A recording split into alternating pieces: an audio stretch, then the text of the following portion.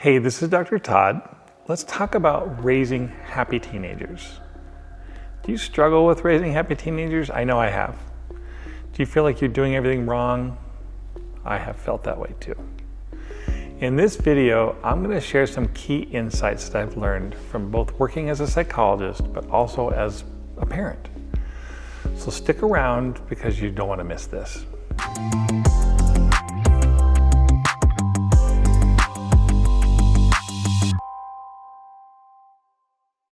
Here's a couple of really, I think, unusual things to consider if you want to raise happy teenagers.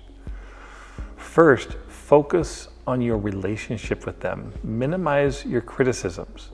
There's some really fascinating research on what makes marriages happy, and I love what we found in this research, and I think it applies to all relationships, including your relationships with your kids.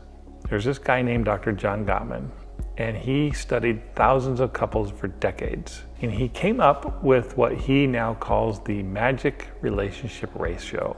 In essence, the difference between happy and unhappy couples was the balance between their positive and negative interactions. So for happy couples, for every negative interaction, they literally had 5 or more positive interactions. So in other words, there was a ratio of 5 to 1. And they used that ratio actually to be able to predict couples that were happy and the couples that would stay together versus couples that would divorce. They found that when the ratio dipped to 1 to 1 or less, those couples were teetering on the edge of divorce. Likewise, in our relationship with our kids, I would venture that this ratio is equally, if not more important. I'm not saying there's not a place for correction, because there is. We have to correct them. But criticism should be the exception rather than the rule. This actually reminds me of these really good friends of ours. They are so overwhelmingly good to their kids, it's ridiculous. Sometimes we look at them in disbelief. They are kind, they are patient, they are positive. Their ratio is way higher than 5 to 1. And I actually often think that, I should be more like these people. If you need to up your ratio game, I've got 6 easy suggestions for you. Number 1, you could ask your child to go to lunch. My kids have loved going to lunch with me. If they're young, just go to their elementary school cafeteria or check them out and go have a quick lunch with them somewhere. It's a special little thing that my kids have just loved doing that over the years. Just remember, when you're together, you don't have any other agenda. You're not looking at your phone, you're not doing anything else. You're just being with them. You're just hanging out with them and talking with them. Suggestion number 2, hug your kids in the morning. Not all kids are huggers. Not all kids are physically affectionate. So we actually have to respect their boundaries, of course. But a lot of kids are. And a lot of kids wish their parents were more physically affectionate with them. Third suggestion, you could just stop your daughter or your son and just tell them how much you love them. That will shock them probably. Just somewhere in the middle of the day, if you're walking by, just walk up, tap them on the shoulder, look them in the eyes, and just say, I'm so glad to be your dad. I'm so glad to be your mom. I love you so much.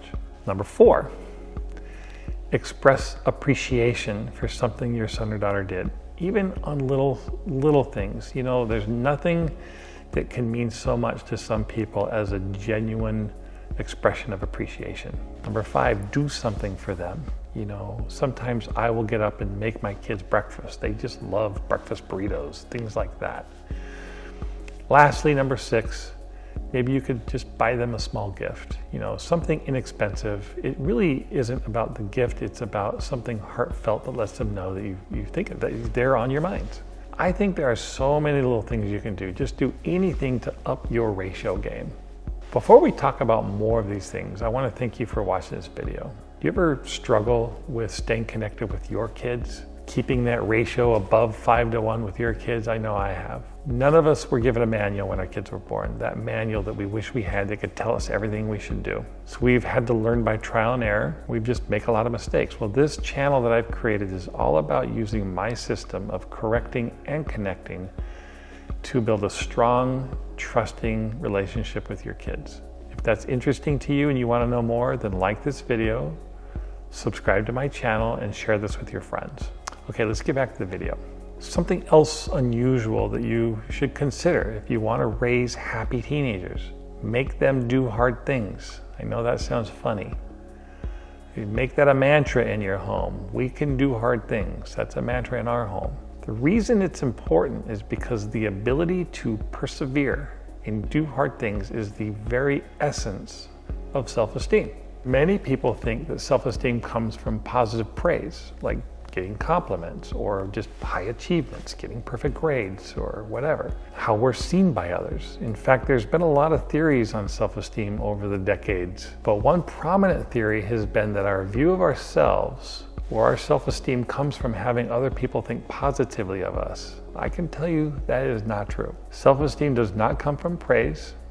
It does not come from compliments or accomplishments. I know some of the most high-achieving, wealthy, famous, whatever people in the world who are miserable. I have worked with celebrities, professional athletes, CEOs, people with unbelievable wealth that are miserable and think horribly of themselves.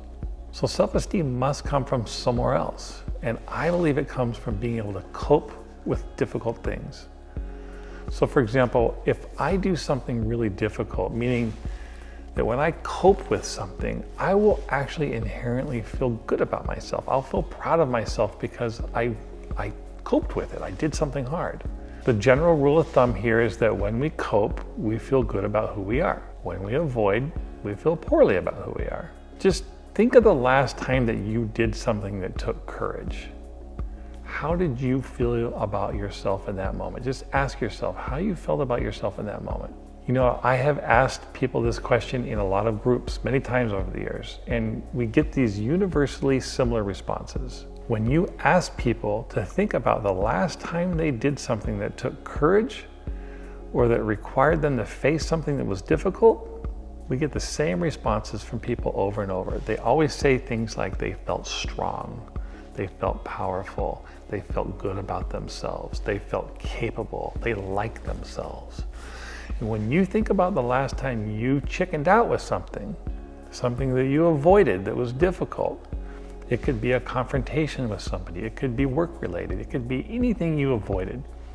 How did you feel about yourself then? When we ask this of groups of people, they all say the same thing. They use the word weak. I feel poorly. But weak is the main word that people will say. So again, the rule here is that when we cope, we feel strong. When we avoid, we feel weak. So if you want to build self-esteem in your kids and you want to build happy, emotionally strong, resilient kids, it's okay to give them compliments and praise, but don't kid yourself and think that's going to give them that positive self-esteem.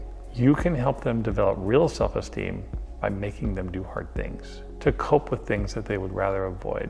Some people might call this grit, we might call it perseverance, but when it comes down to it, it's just a matter of being able to face difficulties and cope with them. Lastly, when your kids do difficult things, when they cope, turn their attention inward so they're not just focusing on your approval. Help them see their own self-approval. So this is when they will feel their most self-approval, their own pride for being brave and for coping. That's when they will truly feel good about who they are. Are you looking to find more effective ways to improve your kids' self-esteem and to build long-term lasting relationships with them? You know, kids are difficult, maybe they're misbehaving or they're going through difficult phases and you're just struggling to know how to do this and how to help them with their self-esteem or even maybe how to reach them at all. My name is Dr. Todd Corelli. I've spent the last 25 years as a clinical psychologist working primarily with children, adolescents, young adults, and families. I work with thousands and thousands of families around the world, and I've seen the challenges that are facing families today. And that's actually why I've created this 4-part video series. It's totally free to watch, and you can start watching anytime you're ready. This video series will help parents become much more effective at bonding with their kids and positively influencing them. It'll help raise their self-esteem. It is completely unique and highly effective. I've seen this system benefit my own family and many, many others, and I want your family to have this too.